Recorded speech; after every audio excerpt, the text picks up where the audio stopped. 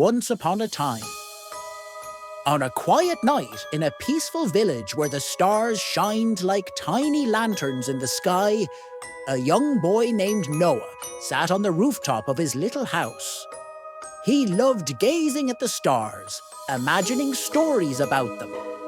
His grandmother once told him that every star had a home in the sky, and they watched over the world like tiny guardians. As he lay there, tracing constellations with his finger, something unusual happened. A streak of golden light flashed across the sky. It wasn't just any shooting star. This one was falling. Noah's eyes widened as he watched it crash into the distant forest, its glow flickering like a candle in the wind. Without thinking twice, he climbed down from the roof, grabbed his lantern, and ran towards the woods. Deep within the trees, the air was misty, and the only light came from a small, pulsing glow in the grass. Noah gasped. It was the fallen star. It wasn't like the stars in the sky. Now it was tiny, no bigger than his hand, and its light was fading. He reached out carefully, and as soon as his fingers brushed against its warm surface, a soft voice whispered, "I need to go home, but I'm too weak." Noah's heart pounded. He didn't know how to send a star back to the sky, but he knew one thing: he had to try. Carefully cradling the glowing star in his hands, he stepped deeper into the forest, searching for a way.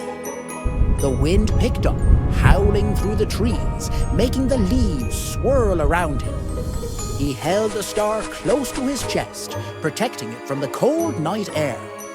After what felt like hours, Noah reached a strange river, unlike any he had ever seen. Its surface reflected the sky perfectly, as if it were a mirror to the heavens. The star in his hands pulsed softly, as if sensing something familiar. Could this be the way back? Taking a deep breath, Noah knelt by the riverbank. He didn't want to say goodbye.